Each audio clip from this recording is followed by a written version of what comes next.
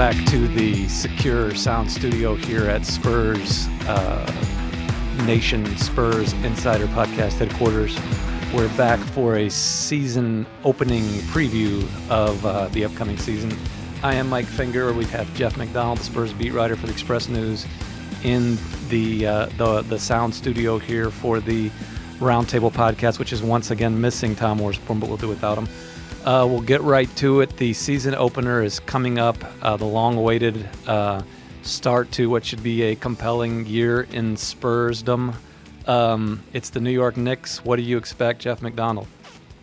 What do I expect? What kind of question is that? Did you stay up all night thinking of that question? We were hoping for a less agitated Jeff McDonald this season, but that's I guess like asking for a less agitated Gregg Popovich. As Jeff McDonald has said about his dealings with Gregg Popovich before, sometimes you just want to come in here and say, please just say something nice about the Spurs or say something nice about somebody that I can use for a podcast or use for a game story. Jeff, say whatever you want to say. I'm expecting to be just an exciting game. Just like scintillating, like can't take your eyes off it, nonstop action. Don't go to the bathroom, don't buy popcorn, just stay glued to your seat and watch the Spurs and the New York Knickerbockers do battle in the first of 82 basketball games to be scheduled this season. You know those stories about pets who end up like looking like their owners and adopting the personalities of their masters? Jeff has become the sports journalism version of Gregg Popovich. I'm going to disagree. I think I've always been that. I'm going to disagree with the words become. Well, became over time. I've always been grouchy and grumpy. You have not managed to get kicked out of a game yet. That could be something for you to look forward to this season. And let Tom take over on one game night. I think that should be one of the goals of the season. Okay. The Knicks are kind of an interesting opener for a lot of reasons, and it's almost like a waste because opening night is always opening night, and there's always excitement about that. This Knicks game should be in the middle of the season when we've got nothing to write about because there's lots of stuff to write about the Knicks, starting with one of the more outrageous transaction-type stories of the offseason. Outrageous. We're trying to get listeners it was Carlos Boozer-esque to virtually come into this secure sound studio. There's not many stories like this in free agency anymore where a coach / team president basically calls a guy out for reneging on a deal, and that's what happened. To review, the Spurs thought that they had a deal with Marcus Morris, free agent forward, known as one of the tougher guys in the league, and that's something the Spurs could have used. To make room for him, they orchestrate this deal to part with one of their more popular players, one of their better success stories of the past few years, Davis Bertans. He's shipped out because they want to make room for Marcus Morris. Bertans is gone. Then Morris decides, the Knicks actually have more cap room than we thought, and they can offer me more in the first year, right? The Spurs still offered a second year that he didn't get with the Knicks, but he got a bigger first-year deal with the Knicks and kind of left the Spurs in a lurch. And I'm not sure if Pop has mentioned it since the opening to training camp when he did kind of call out, not by name, but several people who handled things unprofessionally. Still some bad blood there. Yeah, you ask what I'm looking forward to about opening night. It will be the New York media being in town and asking Gregg Popovich these sort of questions with their stereotypical New York charm, and that'll be fun. Hey, I'm walking here. I'm standing here. That's going to be fun.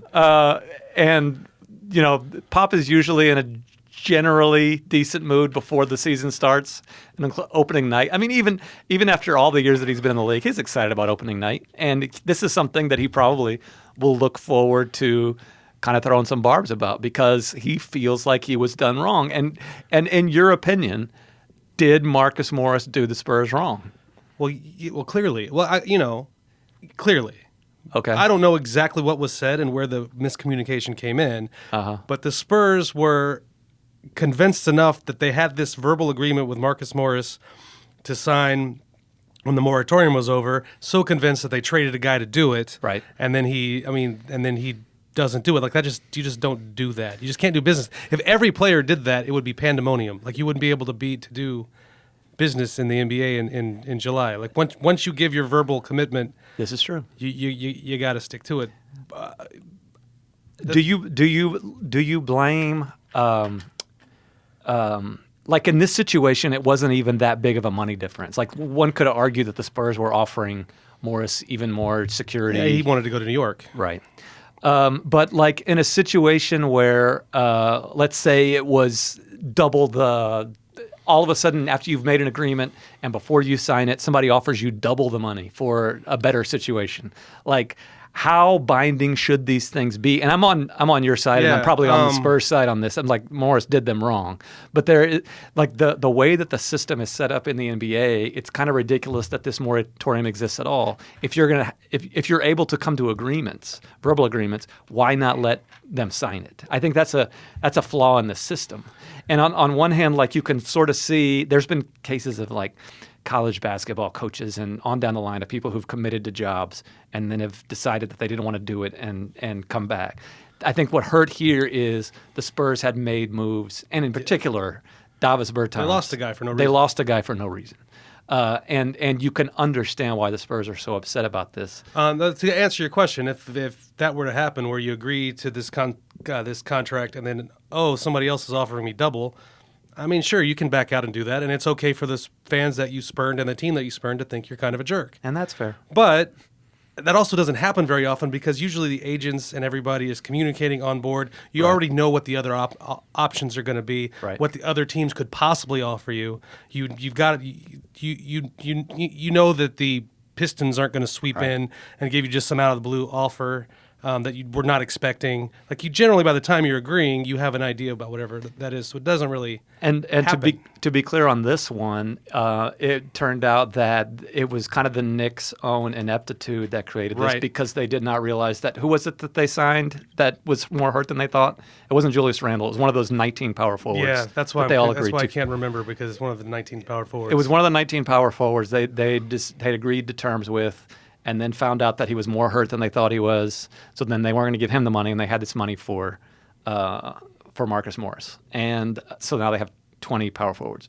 But it was a weird confluence of events that led to the Spurs sort of getting victimized in this whole thing. Where Pop's got to be careful is you're still dealing with, like, you got to deal with these agents again. Yep. It's not just Marcus Morris's agent. Or does he? Well, that's true. That's a good point. That's a good point. But the team does. Yes. The team is not going to be, well, again, Rich Paul does not represent Marcus Morris anymore, but the Spurs are, like, they're talking to Rich Paul maybe right this second about DeJounte Murray. Correct. You know, so you can't just completely trash someone that you're going to... Like I got a lot of that on Twitter after this from fans. Like, we'll just never do business with Rich Paul ever again. I'm okay. Like, good luck with all that. Yeah. Like, you got to find a way to coexist. So you can't, like, burn that bridge completely, even though you might want to just napalm it. On Popovich's side of that coin, though, it's like, okay, so Rich Paul doesn't want to do business with this. Rich Paul doesn't want DeJounte Murray to get a extension here.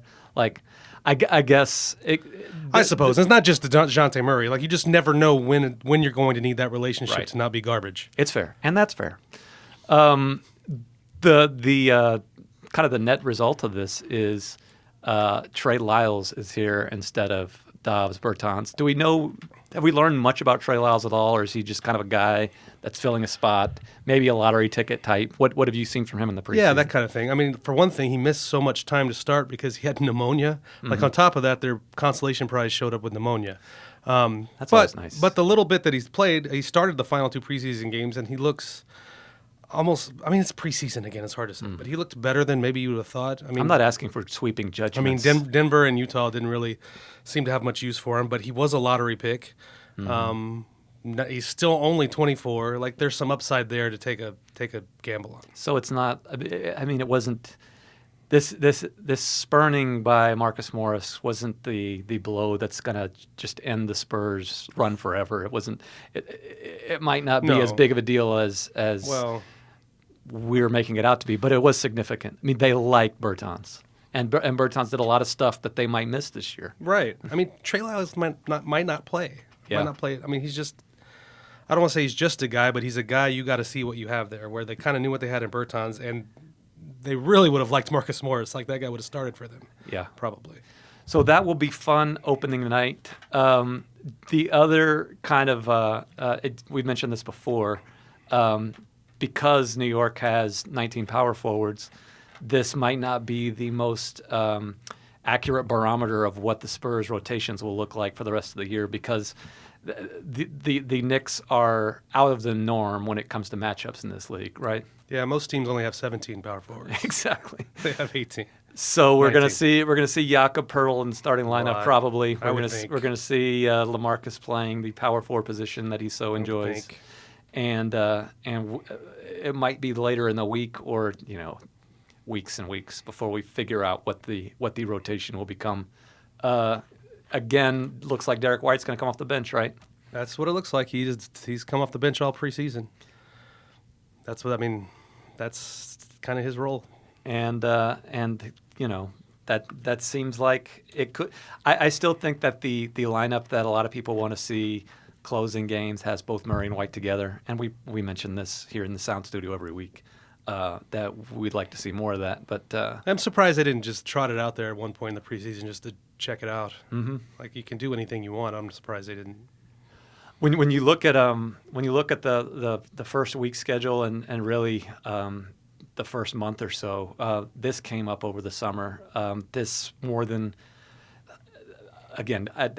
You're the Gregg Popovich of beat writing, and you're going to say this is kind of an obvious observation about the importance of getting off to a good start. But for this team, where continuity is one of the strengths, you would think that it is more important than usual more important than say the Lakers or the Clippers or teams like that to get some wins under the belt right away when you have the Knicks. I think that's the second game is the Wizards. Yeah. These are games that they might need to win when you look back 4 or 5 months from now in the playoff race. Right, right. I mean, for two reasons. One, again, you're the team that shouldn't have to learn each other. Right. Whereas other teams in your conference that have added even all-star caliber players have to learn each other. And typically, as we've seen in the NBA, when you put these quote-unquote super teams together, it takes them a month or two to kind of get their legs under them. So you want to, if you're still neck and neck with one of those teams in February, you're sunk. Yeah. The other thing is the schedule just gets harder for the Spurs, I think. Like if they're not in the playoff picture come the rodeo trip, I don't know that they're fighting their way into it. It's more like having a big enough cushion where that like beast of a rodeo trip doesn't just sink it all together. So and you do that by beating the Knicks at home and the Wizards at home, no matter when you play them, but especially early in the season when you should have all that kind of advantage. What is kind of funny, maybe a little unfair, as we're talking about the Spurs have this big continuity advantage. They're not having to learn each other, and they're going to be starting a point guard that didn't play at all last that's year. A good point. I mean, on the one hand, DeJounte's been around, but I mean, their starting point guard did not play a single minute last season. The extension might be settled by the time this podcast is released, but that seems like something that we still expect to happen, correct? What time is it? We need to create the illusion that this could be any time. We don't want to tell the listeners what time we're recording this. Well, you think they're going to beat down the studio and come like get autographs and stuff? I'd rather not. That's why we have it secure. I'd rather not give them that option. I don't like generally the people dealing with people in public or anywhere else. Anyway, they have a few hours from now. Yeah, and so we will know. So I don't know. What am I? I should be at practice right now. I could be figuring out these sort of things. But yeah. Is there anything else this first week that remains like a big unknown that we might learn about the Spurs just in the first few games? I don't know, but I think it all like every year it almost feels that way to me. Like every year I've covered them, you watch preseason, you're like, what is this? How's it going to fit? Now, when they've had Tim, Tony, and Manu, you kind of just realize it's going to match. That was almost interesting to me back in the day. Would be like the preseason would look like junk, and then as soon as the ball goes up on opening night, like everything's clicked and back into place. So I think maybe that's one question: is just how is there any of that clicking going on? I mean, does that light go on What does it look like? That's the main thing. Like, what is this team? What does it want to accomplish? What's its identity? Like, all those things are things that I still don't know and would like to see, and you don't really see that till you get a couple games under your belt. It's one of the odder mixes in the league, and by the way, subscribe to the Spurs Nation newsletter. Oh yeah, you forgot to do. That's the whole point of being here. Subscribe to the Spurs Nation newsletter. To trick these people into subscribing to things. It gets all Jeff's coverage, Tom's coverage. Occasionally my stuff, and out there you can read it, get your updates. But where can they subscribe to this podcast? I believe it's on expressnews.com. But wait, there's more. Is there? I don't know. We got other stuff. It's where you get your podcast. They're listening to the podcast. They probably know how to get it. I don't know. Maybe they stumbled. What I was going to say was that our big Spurs preview extravaganza that was in the newspaper on Sunday had a poster cover that kind of illuminated the uniqueness that I'm talking about, where on the top half was DeMar and LaMarcus, these two old guys kind of posing together. Still your two best players. Kind of looking like, okay, this is an old team. And then below the fold, you have this next generation, this next crop of guys who could be the future. It was Derek White and DeJounte Murray and Lonnie Walker and Bryn Forbes. That's throw Jakob in there too. That's still a weird mix. And you wrote about this, and we've written about this a lot. Is this the team of the past? In a way, the dynasty is kind of in the past, but it's also very much a team building towards something. And that's, I think, going to be fascinating to watch, not only this first week, but as the season unfolds. Does it remain a team that belongs to Aldridge and DeRozan? Or does it become? Or is there more kind of ownership assumed by the Murray, White, Forbes, Walker group? I agree. Thank you, Bob. Where do you think? Okay, if we fast forward to late March, early April, what is the strength of this team going to be? And you're not a coach, and you're not in practice. And it's unfair to ask you this, but I'm going to ask you anyway because we need content. And people want to know what Jeff McDonald thinks. What is going to make this team go in late March, early April, heading into what might be a playoff? Answer is, man, I don't know.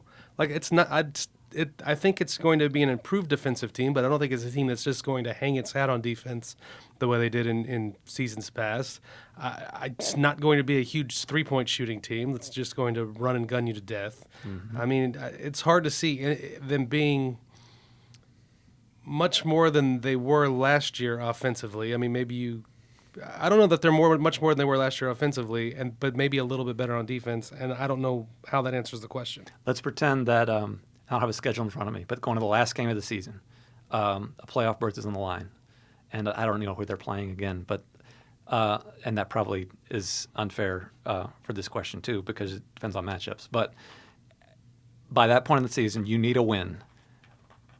Which player do you think this team is going to be relying on? That needs this player X needs to have a huge game and carry this team to a win on April the 15th or whatever it is. I still think it's probably LaMarcus Aldridge. Yeah, but let's see how the year goes. Yeah, you could have answered. Maybe they've built to something else by then. You could have given me 4 different names there, and I wouldn't have called you wrong. Like. DeRozan still could be that guy. I wouldn't be shocked at all if Murray becomes that guy, White, whoever. Like Lonnie Walker could become just amazing this year. I don't think he's going to be that guy at that point. Like he's the least likely to me. Or he could still be backing up Bellinelli. Talk people down. We're going to piss everybody off. We're going to do a couple more minutes of this, but talk everybody down. Who is freaking out about Marco Bellinelli still being part of the rotation? Like, should people be freaked out about that, outraged by it, or is it okay? Freaked out is a strong way to put it. I want to see Lonnie Walker play too. Like like I said last week, I'm on your side.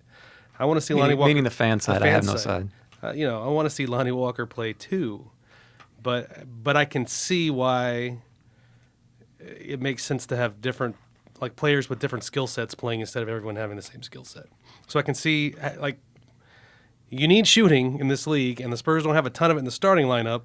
And if you're not going to play your shooters on the second lineup, then what are you? I don't know how. What are you doing? But again, I wouldn't be outraged, but if I really were Pop, I would really rather see Lonnie Walker out there than Marco Bellinelli. I have a feeling that this is going to kind of resolve itself. You say that, but you never know. Somebody's going to get hurt.